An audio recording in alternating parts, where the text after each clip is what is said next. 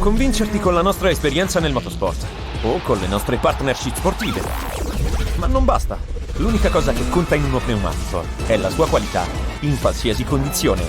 Kumho Tire, nient'altro che qualità. Ben ritrovati qui su Radio Rossonera, mercoledì 18 dicembre 2024, ben ritrovati all'appuntamento con il mio editoriale, questa volta non di giovedì ma di mercoledì. Prima di iniziare volevo ricordarvi come al solito di lasciare un like se vi fa piacere, di lasciarmi un commento perché li leggo sempre molto, molto volentieri, di iscrivervi al nostro canale se non l'avete ancora fatto e se vi va di abbonarvi perché il nostro abbonamento costa solamente 99 centesimi e avrete il vostro nome con di fianco il diavoletto che è sempre molto molto carino per entrare a fare parte della famiglia di Radio Rossonera. Ma direi subito di iniziare con questo editoriale. Vedete la prima parte sottolineata in giallo come al solito. Il primo argomento che andremo a trattare oggi è una frase che ho estrapolato da un celebre film, non so se qualcuno di voi lo conosce, ovvero follia è ripetere continuamente la stessa azione e aspettarsi un risultato diverso. Perché ho scelto questa frase? Perché secondo me rappresenta bene la situazione che sta vivendo il Milan da qualche mese, ma possiamo aggiungerci anche l'anno scorso, direi. La rappresenta al meglio, quindi ho deciso di scegliere questa frase. Ma perché la rappresenta al meglio? Perché il Milan, in tanti campi, non sto parlando di un qualcosa in particolare, ma in tanti campi che andremo ad analizzare, sta continuando a comportarsi alla stessa maniera, pensando probabilmente che facendo così i problemi che ci sono, che sono diversi, si risolveranno. Partiamo da, diciamo, le cose più di campo, ovvero l'allenatore. L'allenatore da inizio stagione che, diciamo, dopo Parma-Milan ha deciso a fasi alterne di mettere spalle al muro i giocatori pubblicamente, e sottolineo pubblicamente, perché la cosa strana è anche questa, perché i confronti tra allenatori e giocatori sono il sale del calcio, sono una cosa classica, usuale, che è giustissima soprattutto, ma pubblicamente non è così scontato. E invece Paolo Fonseca, diciamo che sta scegliendo questa strategia, prima con Leao, ora con Teo, e nel mezzo, diciamo, anche con altri. Ricordiamo lo sfogo dopo Firenze. Insomma, io con ciò ci tengo a sottolinearlo, non sto dicendo che sta sbagliando, sto solo facendo cronaca, ovvero Paolo Fonseca ha scelto come metodo per risolvere molti dei problemi che il Milan ha di mettere spesso pubblicamente spalle al muro i giocatori e basta, perché non ha mai parlato di dirigenti, non ha mai fatto capire che qualcosa che non è andato nel mercato c'è stato, a mio parere, perché a parte una volta dopo una gara in cui ha sottolineato chi non potesse giocare con chi, specialmente a centrocampo, Fonseca non si è mai esposto in maniera così diretta come fa con i giocatori. Detto questo, è una metodologia che non sta assolutamente pagando, perché io, permettetemi, alla panchina curativa di Leao non ci credo, perché sì, qualche miglioramento posso anche vederlo del ragazzo, ma non credo che sia dovuto esclusivamente, sottolineo esclusivamente, alla panchina, alle panchine di Fonseca. Non sta pagando perché, ragazzi, la classifica è sempre la stessa, è una classifica brutta, veramente preoccupante, ci sono tante squadre davanti al Milan, davanti in classifica e davanti come percorso, perché in questo momento diverse squadre hanno trovato la loro identità, il loro modo di giocare, i loro dettami tattici, voglio dire. Tante squadre quest'anno hanno cambiato allenatore, ci hanno messo alcune a trovarsi, a identificarsi, adesso però ci sono diverse squadre davanti al Milan che sono avanti da tanti punti di vista e in questo momento il Milan ha tanti punti che lo dividono dalla Champions League è vero che c'è Bologna-Milan, ma in questo momento il Bologna è una squadra che tu non puoi sottovalutare, anzi, vista sempre la classifica. Quindi la metodologia di Fonseca, a mio parere, ma più che a mio parere, cioè la classifica non sta pagando, però continua ad agire in questa maniera.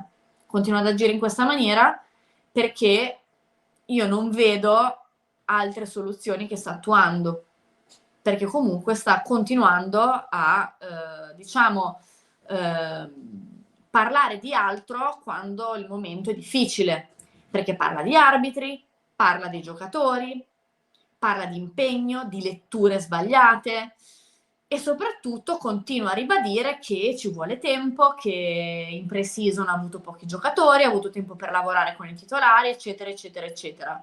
Che possono essere anche cose vere, ma purtroppo al Milan di tempo non ne hai, perché è il Milan. È il Milan. Questo discorso può valere per tante cose. Al Milan diversi giocatori non hanno avuto tempo, altri sì, altri no, perché è il Milan. Al Milan alcuni allenatori non hanno avuto tempo, altri sì. Chi non ha fatto bene quasi subito è andato a casa, alcuni no, ma è il Milan, quindi è normale avere poco tempo. Per quanto mi riguarda, in una situazione normale, con questi punti, Milan ha 23 punti a dicembre, a Natale, o a Natale no perché ancora dobbiamo giocare con il Verona, però in una situazione normale Paolo Fonseca poteva già essere andato a casa. Con questo non sto dicendo che lui è l'unico colpevole di questa situazione, sto dicendo che però io non sto vedendo soluzioni alternative al mettere alle spalle i giocatori da parte dell'allenatore.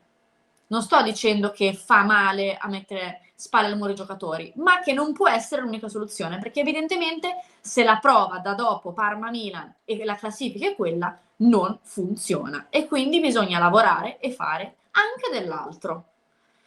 Un'altra ripetizione è l'assenza della dirigenza. Lunedì sera c'è stata un'altra contestazione da parte della curva dopo Milan-Genoa. La curva era presente fuori dall'Armani Silos, dove il Milan si è trovato per festeggiare i 125 anni, giocatori, staff, dipendenti del Milan. La curva era fuori, ha esposto striscioni contro la dirigenza, contro la proprietà, contro i giocatori e alcuni dirigenti non si sono presentati all'entrata principale, ma sono passati da ingressi laterali.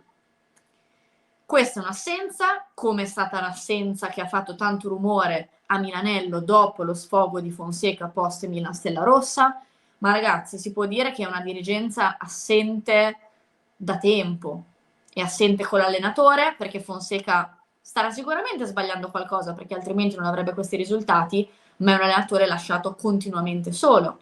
I giocatori non hanno più un punto di riferimento e vi anticipo, non perché i giocatori hanno bisogno delle babysitter, come spesso si è scritto, l'ho letto in questi mesi, ma come solo i nostri hanno bisogno delle babysitter, ma non mi risulta che le altre squadre non abbiano il direttore sportivo. Se tutti i club o la maggior parte dei club hanno questa figura e a volte c'è anche la figura del direttore tecnico, evidentemente è una figura che serve, perché altrimenti ne farebbero a meno tanti altri club, oltre il Milan. È una dirigenza assente perché in questi giorni in cui sta succedendo di tutto, contestazioni, critiche, malcontento per la classifica, preoccupazione dei tifosi, non parla partita. Dopo la partita non parla a proprietario, insomma, Gerry Cardinale. Vabbè. 2 righe sui 125 anni non li ha fatti, mai fatto un'intervista in diretta da quando insomma è al Milan. In questi giorni non si fa, cioè non è normale che sta succedendo tanto in questi giorni intorno al Milan e nessuno parla, nessuno prende la parola, nessuno dà una via, dà una versione di qualcosa della situazione. Cioè, è un'assenza totale su tutti i fronti, e non è una cosa normale. Vedete, ho anticipato il secondo tema, ovvero contestazione e retrovie, allacciandomi all'assenza. È stata una contestazione che è partita già i primi minuti di Milan-Genoa, quando è apparso lo striscione sul Milan che non esiste più, su cui mi trovo molto d'accordo, perché il Milan, ragazzi, in questo momento si fa fatica a scorgere tra tutte queste cose. Il Milan, quello vero, che amiamo tanto. È una contestazione che poi è ricominciata intorno al recupero di Milan-Genoa, fischi, cori, noi non siamo americani, cori, questa dirigenza non ci merita, questa proprietà, adesso non ricordo esattamente le parole, Cardinale devi vendere, hanno cantato a gran voce fuori dall'evento per i 125 anni del Milan. È una contestazione che ho letto in tanti di voi che avete visto come una speranza. Mi ha colpito fuori dall'evento, perché appunto noi siamo andati a coprire giornalisticamente l'evento dei 125 anni per documentarvi quello che accadeva con la curva, quello che accadeva con l'arrivo dei giocatori, eccetera. Mi ha colpito vedere anche delle persone che sono venute lì per vedere quello che succedeva e per partecipare.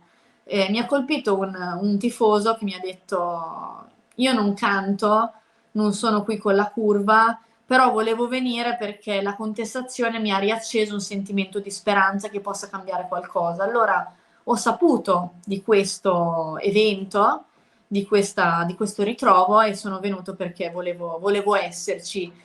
Mi ha colpito molto questo tifoso che nel suo piccolo ha voluto esserci, ha voluto partecipare a questo momento, ecco.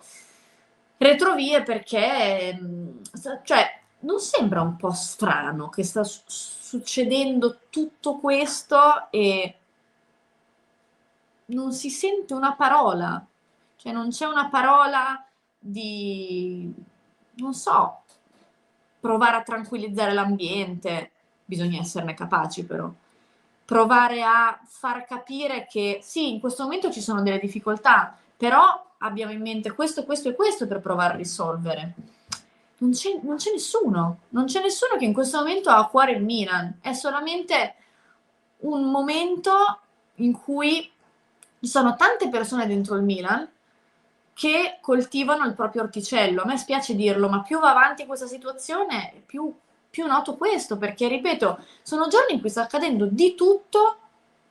C'è stata una contestazione, anzi 2 contestazioni pubbliche, perché gli striscioni li abbiamo visti dopo Milan-Genoa e fuori dall'evento. Non c'è nessuno che dice una parola, che prova, diciamo, a far capire ai tifosi quali sono i programmi per i prossimi mesi, come si intende aiutare la squadra, aiutare Fonseca, oppure se si intende cambiare qualcosa. Non c'è niente, non c'è nessuno. E qui mi ricollego all'ultima parte di questo editoriale, ovvero e ora? E ora perché, ragazzi, a parte la notizia fatta filtrare, secondo cui sono vicinissimi i rinnovi di Reinders e Maignan, quello di Teo vediamo un po' come andrà la trattativa, che già comunque qualche passo in avanti c'è stato rispetto a mesi fa dove non c'era niente, quindi già un qualcosa di positivo c'è. Però a parte questo, ripeto, è un momento in cui le partite si fanno fatica a vincere. I giocatori in questo momento sono sotto accusa e non sto dicendo che sono delle vittime, sto dicendo che però in questo momento i giocatori sono sotto accusa. Io le ho viste le facce che avevano fuori dall'evento quando alcuni, non tutti, insomma, si sono subiti cori di protesta.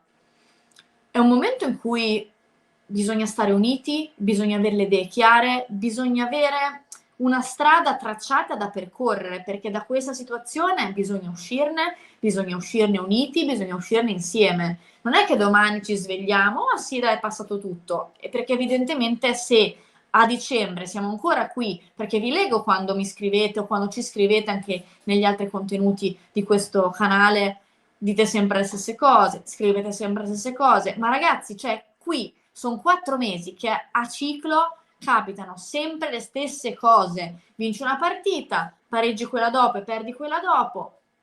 pandemonio, tutti contro tutti, l'allenatore che accusa i giocatori, articoli giganteschi contro i giocatori, dirigenza che non esiste, e la classifica però resta quella, anzi è pure peggiorata, Le partite passano, il campionato pure, e evidentemente non si è ancora trovata una soluzione per cercare di mettere fuori la testa da queste difficoltà, perché ripeto, mi ricollego alla prima parte dell'editoriale, si continua a fare sempre gli stessi errori, ma soprattutto si continua ad agire sempre nello stesso modo, pensando che magari la prima volta non mi è andata bene, la seconda volta non mi è andata bene, la terza, ma magari la terza mi va bene, e invece non ti va bene nemmeno la terza, perché è identica alla volta 2 e alla volta 1. Ma questo evidentemente non si è in grado di capirlo. Oppure ragazzi, sono cattiva, mi dispiace, ma non si è capaci. Non si è capaci perché se non riesci minimamente a mettere fuori la testa da questa situazione, non sai da che parte prendere i problemi, non sai dove girarti. Perché evidentemente se siamo quasi a Natale, la situazione è ancora la stessa, ma ripeto, a me la cosa che colpisce è che i problemi sono gli stessi problemi, stessi identici problemi. Poi ci sono alcune partite in cui Fonseca vede l'impegno e allora ok, anche se non hai vinto va bene perché c'è l'impegno, però l'impegno non porta punti. La partita in cui vinci ma magari non fai una grande prestazione, parole d'attacco ai giocatori, però qui è inutile che ognuno pensa a salvarsi la faccia, qui bisogna salvare il Milan, perché il Milan non merita di stare dove è, non merita quella posizione di classifica.